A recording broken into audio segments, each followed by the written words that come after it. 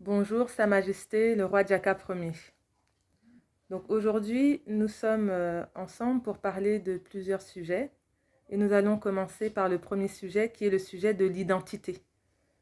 Vous dites souvent que l'identité, on peut refuser de s'identifier, mais on ne peut pas perdre son identité. Donc on a en Afrique aujourd'hui un grave problème au niveau de l'identité. Est-ce que vous pouvez nous expliquer un peu plus en détail? Très bien. Donc, souvent j'ai dit la perte d'identité n'existe pas, mais le refus de s'identifier existe. Qu'est-ce que ça veut dire? Ça veut dire que avant que les Européens n'arrivent sur le territoire Ngondi, qui se trouve en Afrique, et que ce territoire qui est un royaume, donc un État continent, j'insiste bien, avant que les Européens n'arrivent, et quand il y avait d'abord ce que nous appelons des navigateurs, ils sont arrivés sous forme de navigateurs. Ensuite, explorateurs.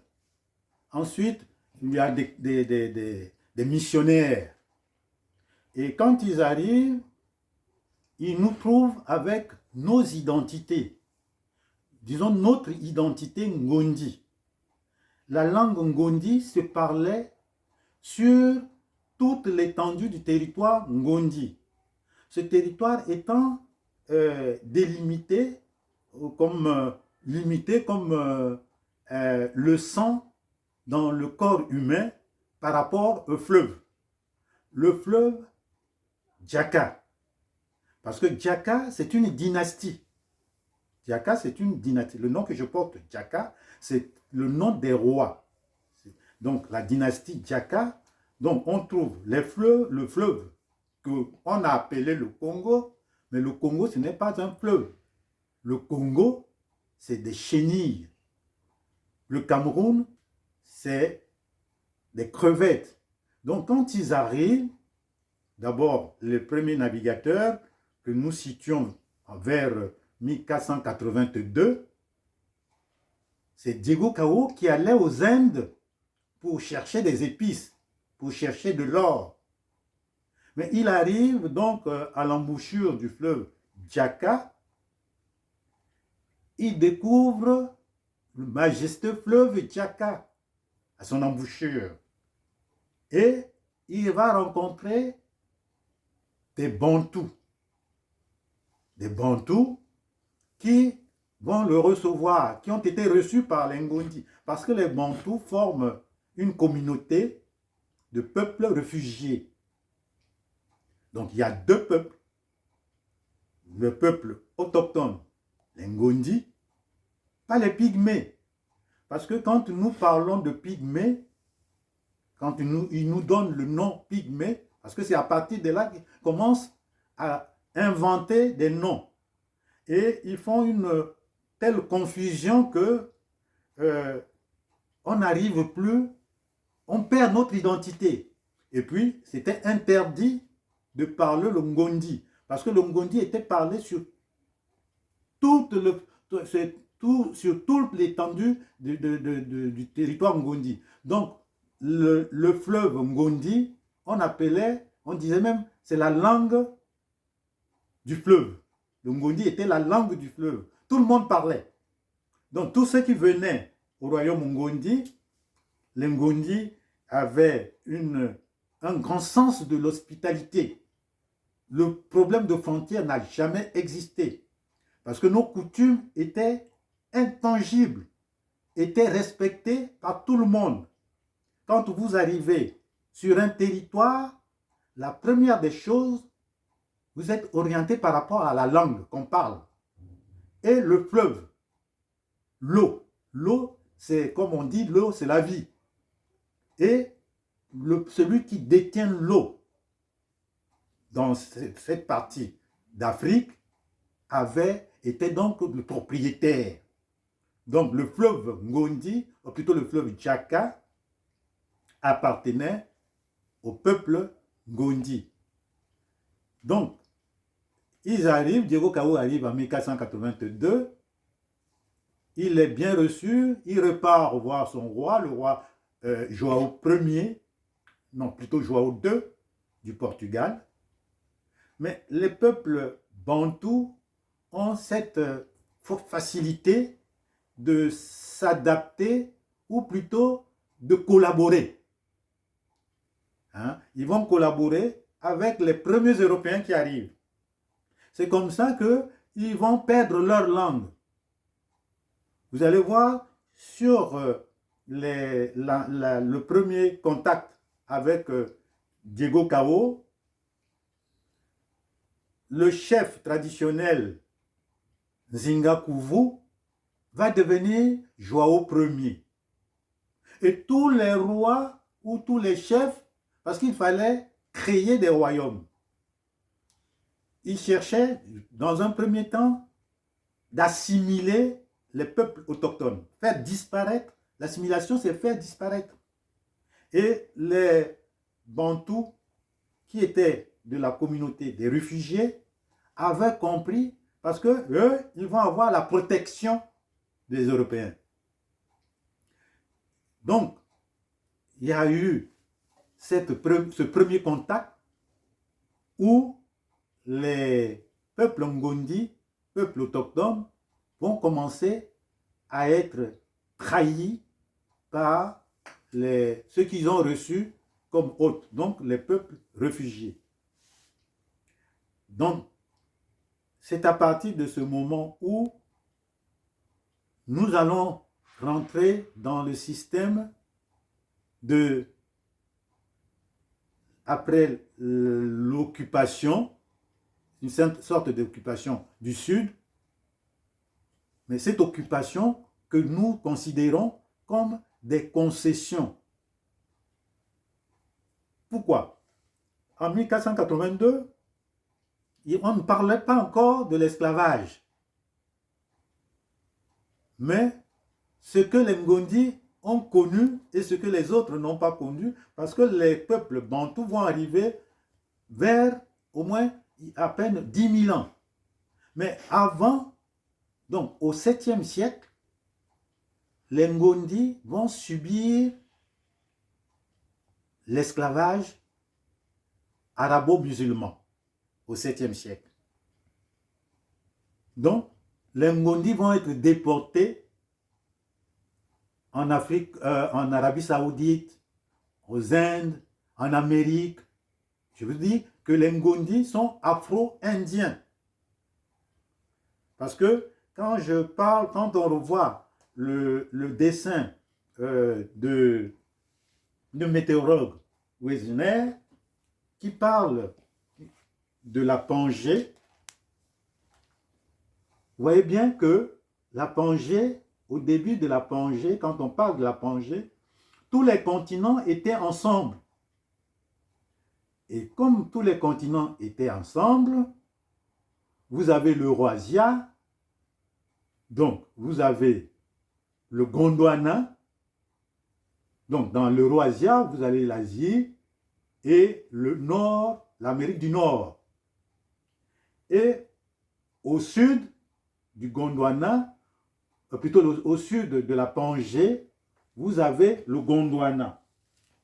Vous voyez comment ça se présente? Donc, cette partie, ce sud-là, vous avez le Gondwana. Mais le Gondwana, c'est une région de l'Inde. Vous pouvez nous montrer d'abord le Gondwana là-bas? Oui. Voilà. Vous avez l'Eurasia, et le Gondwana, c'est toute cette partie-là. Dans le Gondwana, c'est un nom, comme je disais, de l'Inde. Dans le Gondwana, vous voyez ici, tout est collé avant que les continents se séparent. Donc, dans le Gondwana, vous avez l'Amérique du Sud, vous avez l'Afrique, vous avez l'Inde, vous avez l'Antarctique, vous avez l'Australie. Ça, c'est le Gondwana. Mais le Gondwana, comme je disais tantôt, c'est une région de l'Inde. L'Inde qui était ici, l'Inde qui était ici, va se retrouver dans ce que nous avons aujourd'hui, sa place actuelle, après la séparation. Et dans cette Inde-là, il y a 3 régions qui montrent que les Indiens qui sont en Inde sont partis de l'Afrique. Ce n'est pas le contraire. Et c'est comme ça que vous avez le Gondwana, une région de l'Inde, en Inde, donc ici, l'Inde centrale, vous voyez, la région centrale de l'Inde, vous avez le Gondwana. Mais le Gondwana, c'est un mot Ngondi. Ce n'est pas collé comme ça. On a collé pour éviter, vous voyez, c'est Ngondi-wana. Donc la voyelle entre Gondwana, le I, on enlève, on a collé directement pour que ça ne fasse pas Ngondi-wana. Donc, Gondwana. Vous avez le Ngondia, Ngondi. Et Kakinada, donc le nom de mon père, mon défunt père, Kakinda. Donc, ça, c'est l'Inde. C'est un mot Gondi qui signifie quoi? Le Gondwana, c'est un mot Ngondi qui signifie Ngondi. Voici les Ngondi. Nous sommes les Ngondi. Ngondi Wana. Voici les Ngondi. Donc, Ngondi Wana. C'est en 2 mots. Voici les Ngondi. En Ngondi. Ensuite, j'ai dit que les Ngondi ont connu la traite, l'esclavage arabo-musulman au 7e siècle. Et quand arrive la traite et l'esclavage transatlantique au 16e siècle, en 1518, les Européens, les mêmes Européens, vont pratiquer cet esclavage-là. Et nous allons apprendre que, parce que quand on parle des explorateurs, je vous ai cité Diego Cao, je cite aussi Christophe Colomb, qui était un Italien, qui va travailler pour l'Espagne, et qui va dire qu'il a découvert l'Amérique. C'est faux, il y avait déjà des Indiens là-bas. Comme Diego Cao n'a pas découvert, il allait en Inde, mais avant d'arriver, quand il arrive au royaume Ngondi, il s'arrête parce qu'il allait pour chercher de l'or. On parle des épices, non, de l'or. Il arrive sur le territoire Ngondi, il découvre de l'or, les matières premières que nous parlons aujourd'hui, que les Européens continuent à piller. C'est ça le gros problème. Donc, nous, les Ngondi, nous sommes là. Donc, je ne peux pas. Nous, on n'a pas le système de datation parce qu'on n'a pas l'écriture. Tout chez nous, c'est la coutume. C'est la tradition orale. Et cette tradition orale a sa véracité. C'est ce qui nous permet, nous, moi, Sa Majesté le roi Djaka Ier, quand pendant l'initiation, on m'explique que avant moi, il y avait beaucoup de rois qui se sont succédés, mais la dynastie, c'est Djaka. Si bien que dans mon avènement, à l'âge de 2 ans,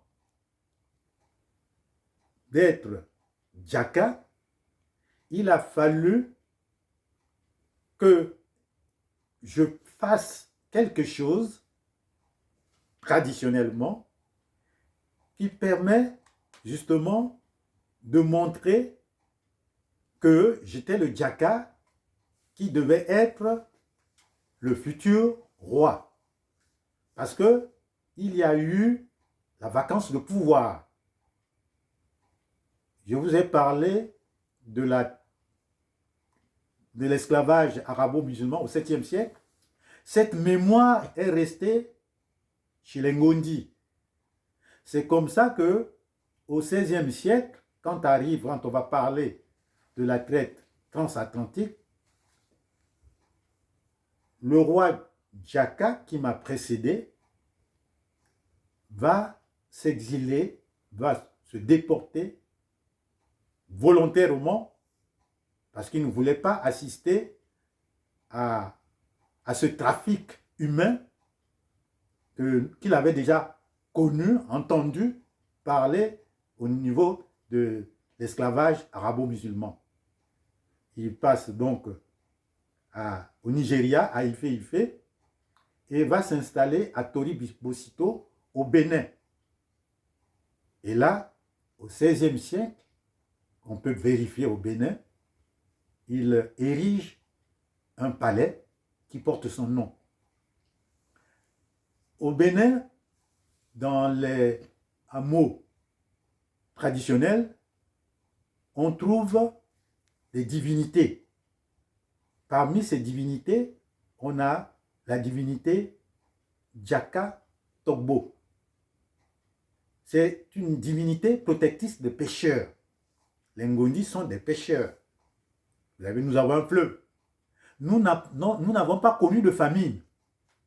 La famine, on n'a pas connu de famine. La preuve en est que jusqu'à présent, quand on parle de la famine, quand on parle de la faim, les Ngondi ne meurent pas de faim. Parce que quand je vous ai parlé de ce qu'ils vont apporter, en disant que les peuples, les pygmées, c'est des peuples. Non, pygmée, c'est en français, parce que pygmée, c'est un mot grec qui veut dire nain. Mais si vous dites que les nains sont des peuples autochtones, vous savez bien qu'on trouve les nains, dans toutes les races du monde. Et même chez les animaux. En France, ici, quand vous suivez à Antenne 2 l'émission Fort Boyard, vous allez trouver des nains. Passe-partout, par exemple, c'est un nain. Mais ici en France, on ne dit pas que ce sont les nains qui sont les peuples autochtones. Parce que, pourquoi on a dit que les Ngondi sont les hommes de la forêt?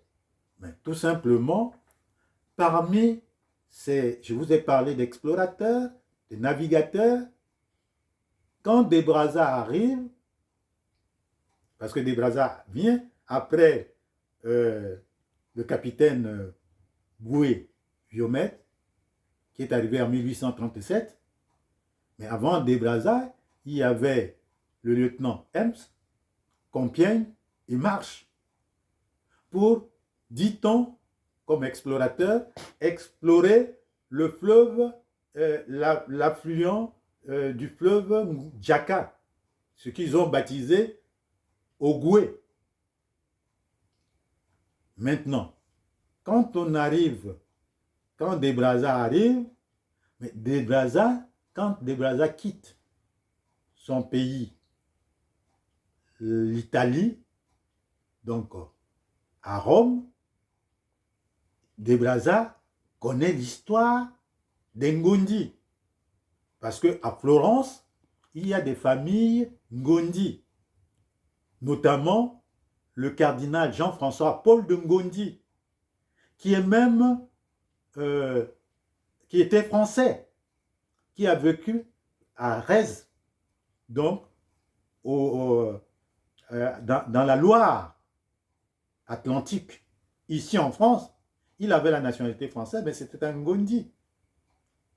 Il a écrit des mémoires, des proses, et il était même arrêté à cause de la Fronde et emprisonné à Vincennes. À Vincennes, où on trouve l'hôpital d'instruction des armées, où récemment le Premier ministre français est allé se faire vacciner. Mais moi, j'ai étudié dans cet hôpital-là, qui avait une école d'application où on était reçu, donc au Val-de-Grâce. Mais j'étais à l'hôpital d'instruction des armées, à Bégin, pour faire la chirurgie maxillofaciale. Chirurgie plastique, esthétique et de reconstruction. Je suis professeur agrégé en chirurgie maxillofaciale. Et j'ai un brevet de parachutisme, brevet d'études maritimes, j'ai un diplôme de médecine maritime, un brevet de médecine aéronautique à Ballard. Donc, pour s'occuper des aviateurs, des navigateurs et même des cosmonautes, ceux qui vont au cosmos. Donc, quand Jean-François Paul de Ngondi fut arrêté à cause de ses livres, ses mémoires, il avait la monnaie Ngondi, le Djaka. Cette monnaie que je vais vous montrer, c'est ça, voilà comment cette monnaie se présente. Mais j'ai un spécimen. Donc, la monnaie Ngondi, voilà comment ça se présente. Vous voyez, par rapport, et c'est fabriqué avec le cuivre rouge, noir et le fer. Vous voyez, nous avons utilisé cette monnaie-là avant l'arrivée des Européens. Donc, ce que vous nous dites, roi Djaka Ier, c'est que aujourd'hui, nous avons tendance à s'identifier avec des noms qui ont été donnés par ces étrangers, mais qu'avant, on avait donc une histoire, nous avions nos coutumes, nous avions notre monnaie. Est-ce que vous pouvez nous en dire un peu plus pour finir sur le sujet de l'identité? Est-ce que vous pouvez nous en dire un peu plus sur notre tendance à quel nom, quand ces explorateurs sont arrivés, quel nom ils ont donné, ils ont changé quoi? Ils ont changé le nom des fleuves, ils ont changé le nom des êtres humains qu'ils ont vus. Et puis, il était interdit de parler la langue des autochtones, le Gondi. Donc, il massacrait toute personne qui parlait Gondi. Est-ce que vous pouvez nous dire quel autre nom, quelle autre chose ont-ils changé pour qu'on puisse arrêter de répéter des choses qui viennent des étrangers? Merci. Pour cela, il faut repartir à la conférence de Berlin. Je vous ai dit que nous sommes partis, il y a eu donc l'esclavage, les deux types d'esclavage, arabo-musulman, puis l'esclavage transatlantique. Donc on fait le trafic d'Ngondi de l'Afrique vers l'Europe, l'Asie et aux Antilles. Ces esclaves arrivent là-bas. Maintenant, le problème d'identité, c'est que, puisqu'il faut parler de l'abolition de l'esclavage, ils vont commencer par abolir l'esclavage. Il y a eu l'esclavage, l'esclavage ne doit pas s'arrêter comme ça, brutalement. Il faut d'abord l'abolir. C'est les Français qui seront les premiers à abolir l'esclavage le 4 février 1794. Les mêmes Français, avec Napoléon, vont encore, puisqu'il y a eu Napoléon qui arrive et qui, avec des guerres contre les Anglais, on aura donc le traité d'Amiens en 1802. Ce traité permet justement aux Anglais de céder leur soi-disant concession, pas colonie, concession aux Français, notamment la Martinique et Sainte-Lucie. Et puis, quand Haïti, l'empereur Toussaint Louverture, en 1802, arrive pour dire, voilà, l'esclavage a été aboli en 1794. Or, il y avait une dichotomie entre pour Napoléon, comme tous les Français, dans ce que nous sommes en train de vivre aujourd'hui avec Emmanuel Macron, ils disent une chose, puis son contraire. Napoléon, quand Toussaint Louverture arrive pour dire, voilà, je suis libre, Haïti est libre. Donc, ce n'était pas pour demander la République. Ce n'était pas pour... Toussaint Louverture était empereur. Et la France qui, semble-t-il, on nous dira, et maintenant là, les groupes, disons, les gilets jaunes qui sont sortis, mais c'est comme avant les gilets jaunes, le peuple français avait fait la révolution du 14 juillet 1789. Mais pourquoi le peuple français a fait cette révolution-là? Mais beaucoup de gens ne savent pas pourquoi. Donc, on a fait la révolution de 1789, le 14 juillet 1789, parce qu'il y avait la famine. C'était le cannibalisme. Donc, les Français mangeaient les pauvres, les malades, les femmes mangeaient les enfants. C'est ce que on nous a caché. Parlons de l'identité. L'identité, parce que nous reviendrons sur cette partie de l'histoire au niveau des régimes.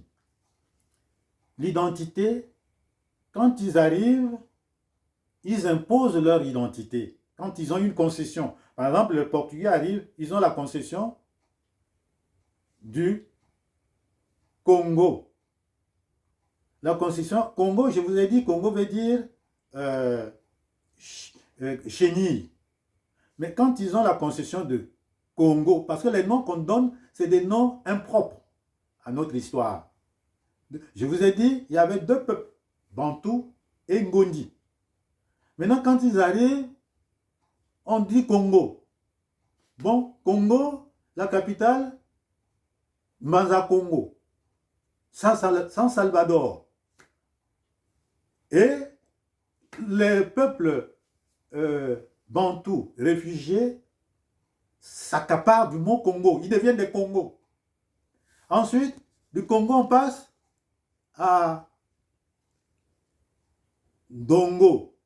Ndongo, donc la capitale Luanda, le Congo, capitale Banza Congo, mais il trouve que Congo, c'est trop loin du fleuve de l'océan Atlantique.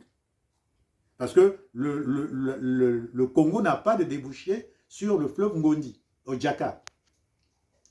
Donc, on passe de Congo à Angola. Aujourd'hui, ils sont devenus des Angolais. Vous voyez? Parce que quand on va parler de régime, quand ils arrivent, ils créent le royaume du Congo. Ensuite, ça ce sont les Portugais, parce que les Portugais sont arrivés avant les autres. Ils créent le royaume du Congo. Ensuite, ils s'intéressent au royaume d'Ongo, qu'ils vont trouver que c'est trop handicapant. Ils vont faire la guerre parce que c'est là où ils ont commencé à piller les richesses, l'or. Le chef traditionnel Bantou qui était là, Antonio, ne voulait pas leur céder l'or. Mais ils vont l'exécuter comme ce qui se passe aujourd'hui. Ils vont le décapiter et le brûler vif. Je dois vous dire que, et ça c'est en 1665, c'est la bataille d'Ambula. Et ensuite, on passe donc à l'identité angolais, Anziko, Bateke, Anziko ou Bateke. Bateke, quand les Congos, ceux qui sont devenus Congo, vont fuir suite à la bataille d'Anguilla, vont aller sur la rive droite du fleuve Tchaka, parce que eux, ils vont d'abord détruire les chefferies. Parce que les Congos vont d'abord jouer le rôle, être au service des Portugais. Ils vont donc travailler pour les Portugais. Mais ils vont demander au retour l'occupation des terres. Donc, j'ai dit, pour l'identité, ils seront Congo, ensuite Angola, donc les Angolais. Et puis, les mêmes Congos-là, vous allez les trouver qui vont devenir aussi Congolais. Mais Congolais veut dire, ce sont les caoutchoucs du roi Léopold II. Tu vois, c'est comme Elf Congo. C'est Congolais, c'est un peu quand vous allez dans les pâtisseries, à la boulangerie, vous allez trouver des gâteaux congolais. Bref, ensuite, vous allez trouver les Camerounais. Ils font partie des Bantous. Les Camerounais. Mais Cameroun veut dire crevette en arabe ou en portugais. Vous allez trouver les Gabonais. Ils vont créer Gabon. Mais Gabon, ce n'est pas, c'est toujours des concessions. Là où je vous parlais du capitaine Viomez, qui va signer le traité avec le roi Denis. Mais il n'existe pas de roi Denis en Afrique. Ils vont devenir des Gabonais. Ensuite, on va trouver... Gabon, pardon, ça veut dire quoi? Gabon veut dire manteau en portugais. Et donc, pour Bateke, vous n'avez pas expliqué ce que ça signifie? Bateke, quand les Congo vont chercher à détruire les royaumes, les chefferies Anziko et Ndongo, ces gens-là vont fuir, vont aller sur la rive droite du fleuve Djaka. Et chez les Bantous, on appelle ceux qui sont partis avant Batekela, ceux qui nous ont précédés. Ça veut dire Batekela. Mais quand vous écrivez le mot Batekela, vous avez Bateke. Donc en bantou, ceux qui nous ont précédés, donc ils vont appeler les Bateke, donc les Anziko ou les Kukuya, que nous connaissons aujourd'hui, mais sont des Bantous. Tous, ils sont des Bantous. Parce qu'à un moment donné, ils vont inventer même des pygmées, comme je disais. Et eux, les Congos, plutôt les Bantous, vont aussitôt trouver un moyen, puisque les pygmées sont les peuples autochtones, eux aussi, ils vont faire que parmi eux, il y a des pygmées. Pygmées, donc, Mantoubakou Sangui, les hommes de la forêt. Mais or, quand nous parlons des Brazza qui arrivent après les autres, qui connaissaient les Ngondi, quand ils s'installent à Djaka, ils créent en 1872 un camp de concentration et d'extermination des Ngondi. Vous avez les Centrafricains qui font partie des Bantous aussi. Mais ces Centrafricains, c'est le centre de l'Afrique. Le centre de l'Afrique ne peut pas être de peuple. Donc, j'ai dit Congo, c'est des chenilles, Congolais, ces peuples-là n'existent pas. Rwandais, peuple rwandais, vous allez trouver les Rwandais, vous allez trouver on va vous parler des Tutsis, des Hutus. Alors, vous voyez la confusion. Les Burundais, tout ça là, ces peuples-là, Congolais, Burundais, Centrafricains, Camerounais, Tchadiens. Le Tchad, c'est le lac. Parce que quand vous dites le lac Tchad, vous faites une tautologie. Le lac. Normalement, le lac, c'est un étang. Le Tchad, c'est un étang. C'est un lac. Voilà un peu là on est en Afrique centrale, quand on va en Afrique de l'Ouest, vous allez trouver aussi les mêmes Bantous. Vous allez trouver ce qu'on va appeler les Ivoiriens.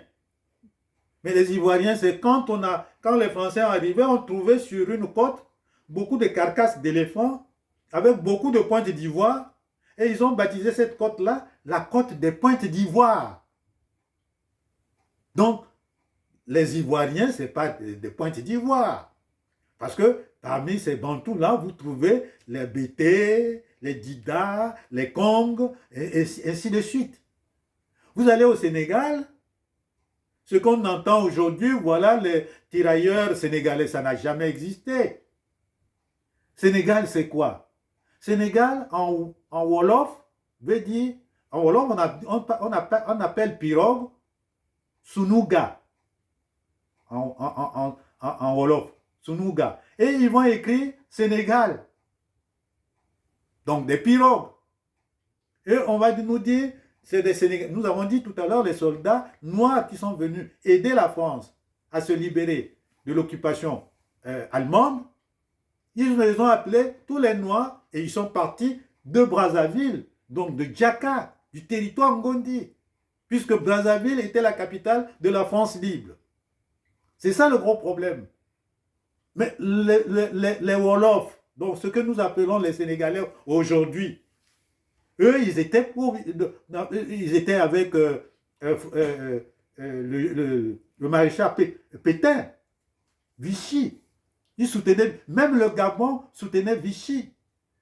C'est les Ngondi qui sont partis avec, parce que les Ngondi, il y avait Félix Eboué, gouverneur général de l'AF. Quand De Gaulle lance son... Et De Gaulle, comme vous savez, peut-être pas, mais De Gaulle n'était pas français. De Gaulle était irlandais. Voilà pourquoi il est allé lancer son appel en Angleterre. C'est là-bas ses origines. De Gaulle n'était pas français. C'est comme Napoléon. Napoléon n'avait jamais pris la nationalité française. Et Napoléon n'était pas corse. Napoléon était italien. Donc, l'histoire que nous avons, que nous prenons de la France, pour le territoire, la partie du territoire occupé par la France, nous avons des noms impropres. Vous avez la Haute-Volta. Aujourd'hui, avec Thomas Sankara, pardon, merci, avec Thomas Sankara, ils ont dit non, nous ne sommes pas Haute-Volta. Mais entre-temps, ils se disaient, nous sommes des voltaïques. Le Dahomey, aujourd'hui, on nous dit c'est Bénin, mais hier, ils étaient les Dahomey.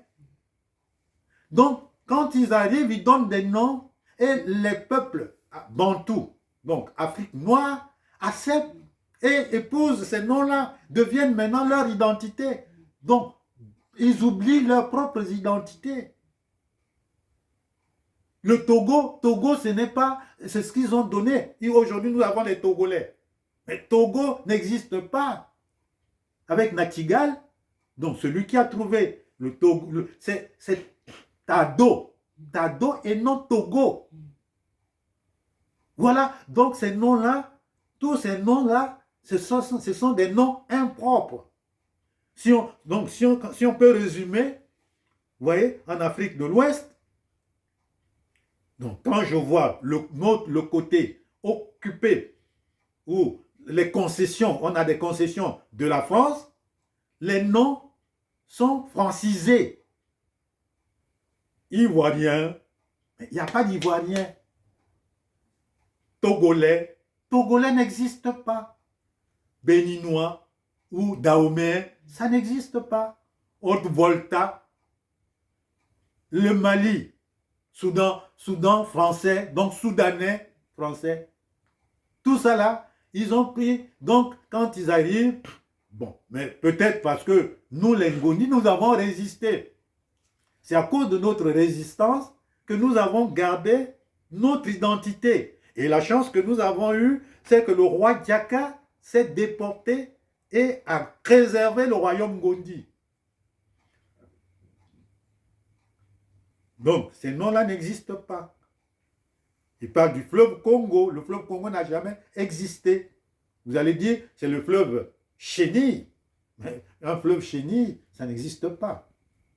Je pense qu'au niveau des identités, où nous passons sur la question de... C'était quoi? Donc, merci beaucoup, Roi Jaka Ier. Maintenant, nous allons pouvoir passer à la question des régimes. Voilà. Des régimes. Merci beaucoup. Dans la prochaine vidéo. Merci.